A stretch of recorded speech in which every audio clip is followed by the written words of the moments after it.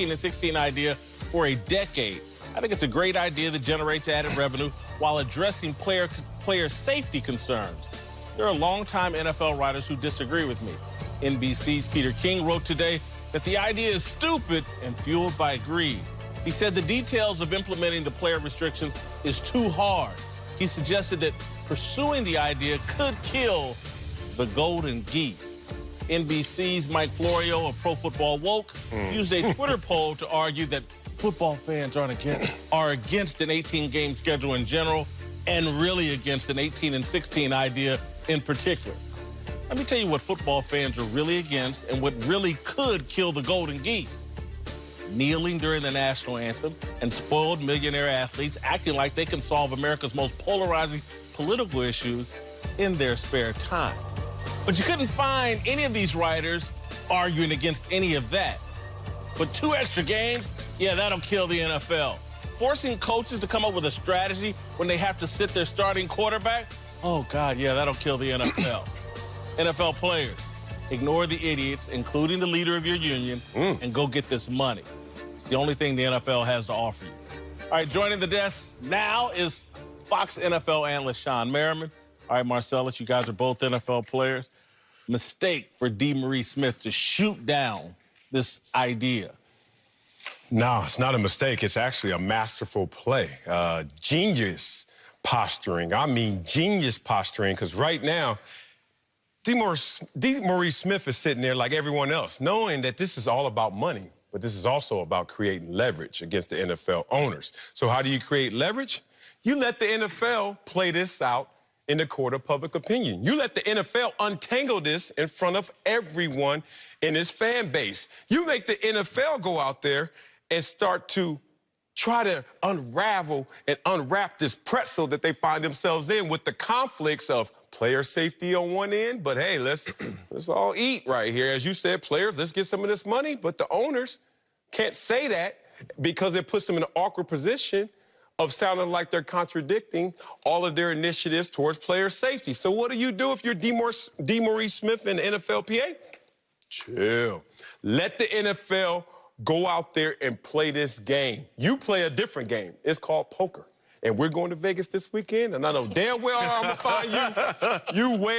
You're going to be there playing some poker. And you know what? When you get that hand dealt to you, you see that card, you're not going to sit there and say, you're going to sit there and say, And that's what DeMaurice Smith is doing right now, just playing some poker. You know, I agree with Marcellus. And, you know, in the past, I always had a little bit of a problem with NFLPA. I always felt that they was reactive and not proactive, right? When something happens, they'll step in to fix it instead of fixing the problem from the start. DeMaurice Smith, he's fixing the problem before it starts because the NFL hasn't implemented a plan on what's going to happen. He's basically saying, like, you guys go figure it out and then come to us when you're ready. Right now, we got nothing to talk about. That's the problem. Yeah, but, you know, I don't think that's the problem. I think he's saying, you guys do all the work and then come to us when you got it figured out. We're not going to do anything until you come to with a better payment plan on how these 18 games are going to look, how the preseason games are going to look. We're going to sit back and let you do all the work and come to us when you're ready. So I think this is a very smart plan by him. I think that he's planned it out, like Marcellus said, in the media just the right way. He said, hey, we're not even going to talk until you guys got this thing figured out. And I think he's playing it smart. This is why I've been a longtime critic of DeMaurice Smith and think he's an abysmal failure in comparison to Gene Upshaw. When someone, you reach an agreement with somebody where you're getting 48% of the revenue, basically you're getting half the money. Yeah. I'm not just going to sit back and say, y'all figure it out. I'm going to be a part of the solution. If I'm getting 48% of that revenue and someone say, hey, then we got a chance to make an extra $2.5 billion, I'm going to be a part of that process because generating more money means generating more money for the players. Sitting back and the NFL does all the work and being in the mindset all the time of I'm at war with these people. When that era is over, there was an era where the players really were in an all-out war with the NFL owners. I'm not saying you can totally trust them because you can't. You can never trust anybody in a business deal. But it's not an all-out war anymore. This is a group of billionaires and a group of millionaires trying to figure out how we can make more money. And so I'm looking more to partner and work through solutions that create more money rather than being adversarial all the time. I agree with you, but I was told a long time ago that the best negotiators are the ones that's willing to walk away. Right? And he's walking away before they even sit down. He's basically saying, no, and I'm not saying it's bad. I'm just saying that he's telling us. He's telling us, he's telling the media, he's telling everybody, like, let's start talking when you guys got to figure it out. Because right now, they don't know if they're going to play 18 games. Guys going to get paid for 16. They're going to sit starters. No one knows. He's just basically saying, you guys figure it out. Y'all keep asking for a seat at the table, and we want our thoughts to be represented. And so the NFL is saying, help us figure this out. You have to play this schedule. Be a part of coming to something. Because if they just hand it to you, then we didn't even have any say in that. Well, we've been abused. Well, you said there was an era where we used to be adversarial, and you're right, but that era still exists. It's right now, and I will show you through the NFL's efforts. Let's talk about guaranteed contracts, which seems like it's too far-fetched. Let's talk about player safety initiatives in the beginning stages, adversarial with the NFL, NFLPA. Let's talk about the social issues that played out in front of the public because they weren't handled privately. Adversarial positions have been taken by both sides since the beginning of time. We got billionaires and millionaires now, but guess what we had before? Millionaires and thousandaires, and they still were beefing then, they beefing now. It's a relative experience. NFL owners been a billionaires longer than y'all been. But anyway, continue. I get it. I give it. Check the birth certificate of my money. Yeah, you're right. It's new. But it's still spin. Let me say this. DeMaurice Smith said it best when he was explaining why he's not going to take a position to respond to what the NFL is suggesting. It is not our job to put the square peg in the round hole. The onus is on the NFL. That is a direct quote. And that is smart play if you're DeMaurice. Marcellus, I want you to tell me why this has been determined as a round hole and a square peg. The NFL used to play 12 games. They used to play 14 games. They now play 16 games. This isn't a new suggestion to play more games to generate more money. This isn't a square peg trying to go into a round hole. This is somebody trying to, let's make the hole bigger. We all get more money off of that. That is the only thing the NFL has to offer its players, more money. They opened a can of worms when they didn't go just 12, 14, 16, 18. They said 16 for 18. And look, even the NFL doesn't know which way is up with this. When you put them on the spotlight right now in this present moment, NFL, how's that going to look? As Colin Cowherd just said, going off air, I'm paying for 2 Patriots games without Tom Brady because there are question marks. DeMaurice Smith saying, I'll wait for the answers. That is a smart play in this moment. I understand what you're saying in totality, but in this stage of this discussion, I'm going to sit back and wait. If you look what he's saying, he did say that they will entertain it, whatever deal comes. He didn't say we're not going to talk. Under any circumstance. But, he said that first, but if you look through it, he said, we'll entertain an offer. We'll sit down and talk, but as of right now, we don't have anything to talk about.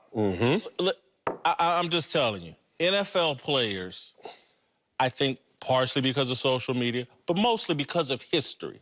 Hey, the NFL union is supposed to be very adversarial with the NFL ownership. And so that has baited DeMaurice Smith into being a cartoon character. Anything the NFL suggests, his first, no, I'm against it. That's terrible. What do you mean? You're going to cure cancer. That's terrible. People must die. I mean, everything they suggest, he's against. And all I'm telling you is you can't have it both ways as NFL players. You can't say, you know what, NFL, we need to partner on criminal justice issues and social injustice issues, areas we have zero expertise in, but we must partner on that.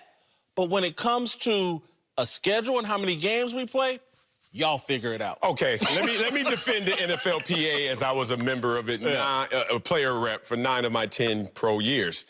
Here's another detail. We all know the devil's in the details about this proposal, 16 of 18 games.